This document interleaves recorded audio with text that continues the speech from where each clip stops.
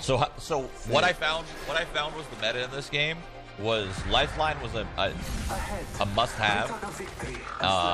The rest kind of could be whatever, but Lifeline was needed. Yeah. I can main Lifeline. Now you see me, now you don't. There's these items in the game. They're called ultimate boosts, and they speed up the rate that you get your ultimate. So basically, every time you find that item, you give it to your Lifeline. Hey, that's you. You're the champion. Oh, let's go, baby. Okay, sorry. So every time you find an ultimate boost, you just give it to the Lifeline. Oh wait. Well, the fastest way just for any character to move around the map is to run with their fists out. So holding down triangle when you have two weapons will pull out your fists, and it'll allow you to just run a lot faster. In addition to this, sliding, especially when you're on an incline, a downward sloping incline, will make you move super fast. You'll see in some of these clips, I move super fast down a hill. If you just hold the slide button down, you'll slide all the way down the hill, and you can move around the map super fast. Now, one more thing is that if you get up to high ground, you can jump down as well. That's a good way to move, but the fastest way to get anywhere on the map is by far the balloons. Now, you can see in this clip right here is able to take a balloon in and dive on other people. This is pretty much like jump pads from Fortnite, or a similar mechanic to that. However, you just take a zipline up to a balloon, and the balloon shoots you up in the air, and then you can reactivate your jetpack and skydive back down to the map. Then one last tip I have is something sort of interesting with the character Wraith. If you actually go into your Rift ability, where you can place one Rift at one area and then place the exit in another area, you can actually run much faster than you do normally. So if you have your fists out and you do this Wraith ability, you can run pretty fast, and as you can see in that clip there, I actually was able to get out of the zone, and I dropped some rifts for my teammates who could take them out of the zone as well. But moving along here, and coming in today at the number 5 spot is the pretty boy of Apex Legends, the one that everybody's in love with, the good old Wingman. Now, it's pretty safe to say that there is no other pistol that even compares to this gun as contending for a top spot in this list. Far and away, the Wingman is just the best no matter which way you want to turn it, and I think it's going to catch a nerf maybe in the future. This thing can deal 45 damage per shot, can deal 90 for a headshot, and you have 6 in the magazine. Normally in Battle Royale games, I've never been a big fan of revolvers, but this is the exception. Revolvers in BR games have always had a system of checks and balances, right? They hit hard and it can be devastating if you land your bullets, but there is a severe punishment for missing, and you have to wait a long time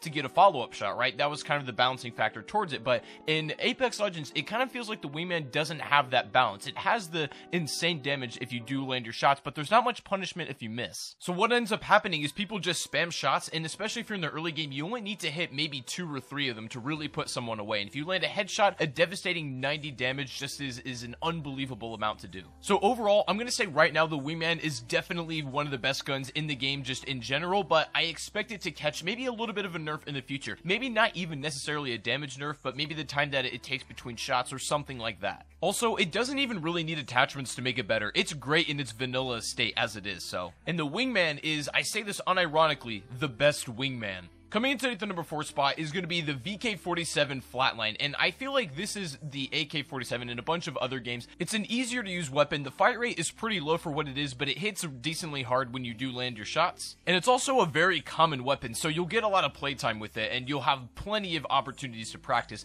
The only downside, I think, is that it is, again, pretty dependent on getting attachments for it to be good, or for it to be better, I guess, is a better way to put it. I'm a firm believer that this gun pairs really well with something like a sniper rifle, like a bolt action or a DMR. You know, it works great. The meta with this is insane, and it's one of the very few guns in the game where if you land a headshot rather than a body shot, you do double the damage. So you'll hit 16 on the body and 32 if you land a headshot. But now, ladies and gentlemen, we come to that part of the list where we enter the top 3 of the best guns in the game, and coming in today at that number 3 spot, this is going to be the Kraber sniper rifle. Now, this is the Mac Daddy of all snipers in the game, and it has irreplaceable ammo, so once you use it, you lose it. Now, the 50 cal bullets that it comes with are absolutely irreplaceable, so keep that in mind, and it also does not take any attachments, but the great thing about this is that it has an amazing one-shot capability. If you land a body shot, you're going to be dealing 125 damage, but if you land a headshot, 250. So what it lacks for in customization and different ways you can play the weapon, it makes up for it in just sheer damage and delete power that it'll give you. And again, I think one of the only downsides to this weapon is the fact that it's exceedingly rare, right? You're not going to get a lot of playtime and practice with it, so when you do,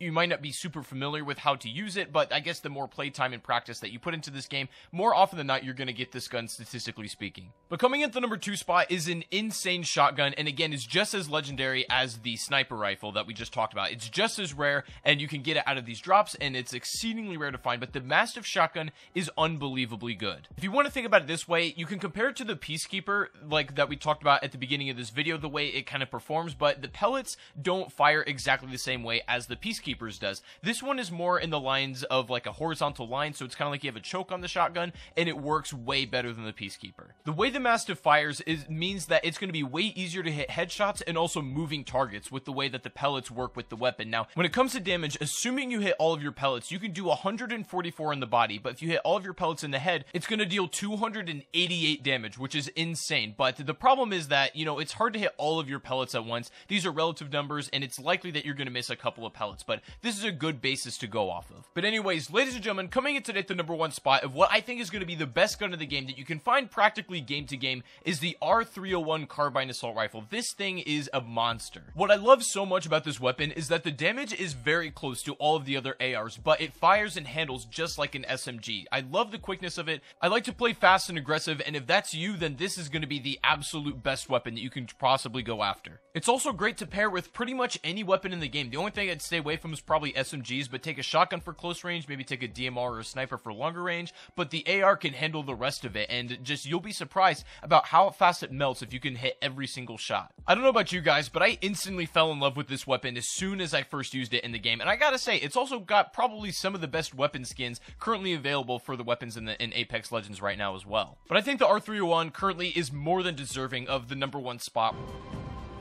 If your teammate gets knocked down, you have exactly 1 minute to help them up again, but if he dies, there's nothing to worry about. His portrait turns green and you have 90 seconds to grab his banner. By grabbing your teammate's banner, you have the ability to revive him at a respawn machine.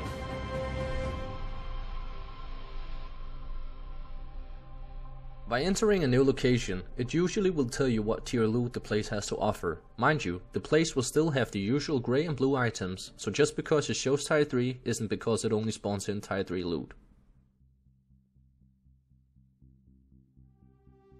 In the very start of a match while jumping down onto your location, it's important to note that looting the same house will provide awkward looting and sharing. Therefore, when you're about to land on your location, hold E to stop following and find your own spot in the selected area.